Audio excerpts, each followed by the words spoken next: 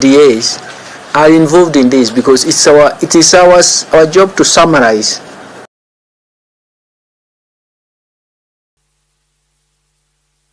our, let's say, government institutions, including regulators, are saying, and we summarize it into what is called the budget. But in that summary, we are also summarizing what are the resources available, because everybody is looking at the resources. So and what are the revenue raising measures? Of course, in the end, everybody tries to look at the revenue raising measures without looking, first of all, their policies and programs. That's where we are. Let me say this, maybe as an opening statement, is that we have come from a very, very, very difficult period. And we are happy that with the leadership of His Excellency President William Ruto and his deputy, Honorable Rigathi Gachagua, they have stabilized the economy. We have come from very difficult times. We have seen some few signals which are very, very strong. For example, the 2023 growth, economic growth was actually 5.6%. We have seen inflation coming down to 5%, to its target level in April. In May, it went to 5.1%, which is actually not significant. So it means that inflation has come down to its target. We have seen stability in the exchange rate, in the nominal exchange rate. The nominal exchange rate is the national relative price, so it tells us about stability in the totality of the economy. And there are so many other aspects that we can relate to. That tells us that there is a very strong, very strong evidence that economic recovery has starting from the last quarter of 2023. But it is also a very fragile recovery, given the way you have seen the shocks from 2021, the COVID, 2020, the COVID, 2021 to 2022, there was massive. We haven't seen that drought in 40 years. 2023, El Nino hit us very hard. 2024, floods are still continuing. Go back a little, then 2021, 2022, supply constraints, 22, global dollar shortage, and you can see all these, we lump them as negative shocks. They are persistent because we don't even know when they end, isn't it? And they create some permanent effect in the economy. In fact, one of the estimates is to show that we have been reversed. We have reversed our 20 years effort in terms of poverty reduction and the inequality. The drought itself affected not only household inequality but also regional inequality in a big way. It is one of the most catastrophic issues that you can do. So what are we saying? We are saying strong evidence of economic recovery. But that recovery is fragile. It has to be supported. Strong policies, strong policy reforms, strong programs, and very, very strong and targeted interventions. Interventions to correct virtually everything. That is the way we need to support it. You can imagine, for example, right now, every time we turn, what is one of the damaging, or should I say, severe problems that we face? Debt, isn't it? We have to solve it with different dimensions. The most important thing is to realize that every time the budget is mentioned, everybody talks about taxes, revenue measures, revenue raising measures. But that is just one component. You're asking yourself, why do we raise revenue? There is one problem I want to emphasize. But it is not one problem. It is actually one problem in three problems. We call them trilemma. There is one dilemma but composed of three dilemmas, so we call it a trilemma.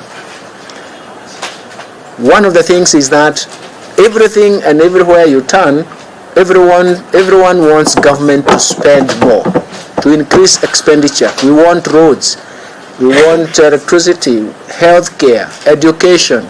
So everybody wants the government to spend more. But for government to finance those aspects, healthcare, infrastructure, electricity, education, all those, it requires a lot of revenue. The only way you can finance that is through tax revenue or debt. Debt has, the second problem is that you have limitations in terms of debt. Debt today can be income, but debt tomorrow is going to be an expenditure. The third problem is that if you can't finance those revenues or those expenditures through debt, then you have to finance them through taxes. And everyone resists high taxes. So that's why we call it a trilemma, or a three-dimensional problem. It's one problem in three problems. But we are going to overcome by looking at moderate ways of trying to solve the problem. So the budget today is going to emphasize on the policies that we need to implement, policies, programs, and intervention to implement to support that fragile growth, that fragile economic recovery.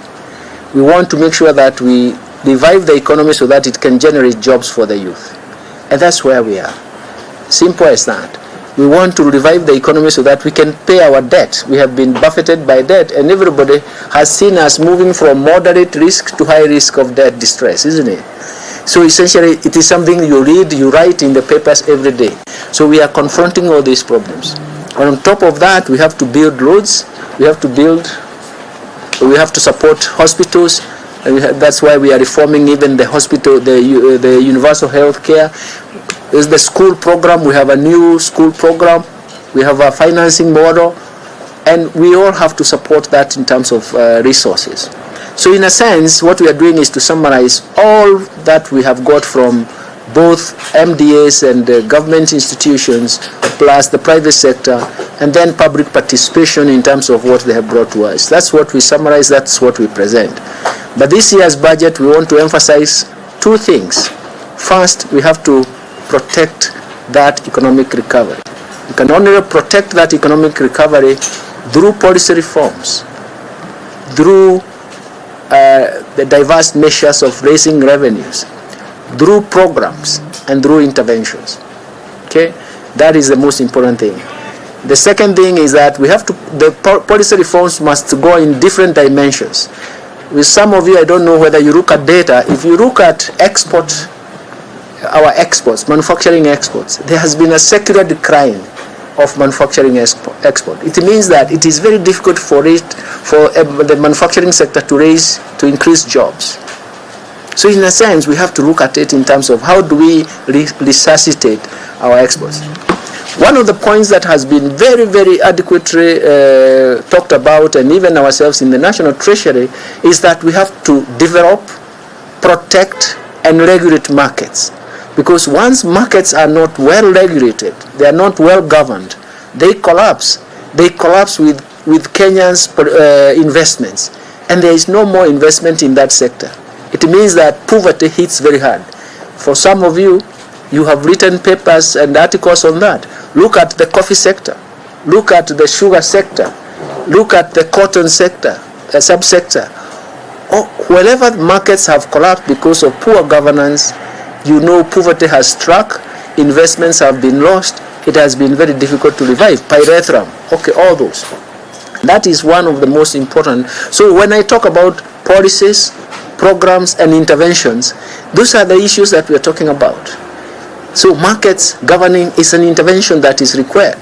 Hustler Fund is an intervention because we want to reorganize that market. We want to make sure that people move out of the bondage of what are they called? Shyrocks. The Shyrock is from the Merchant of Venice. I don't know why they say Shyrock, but it's a bondage of financial distress.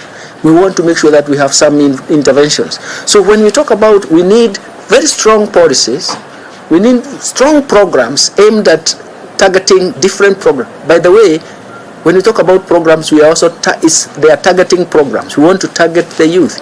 We want to target those people in the bottom of the pyramid in terms of what they need. That's why the Hustlers Fund is very, very important. So when we start by talking about bottom-up economic transformation agenda, you already know that bottom-up because majority of the Kenyans have been left behind.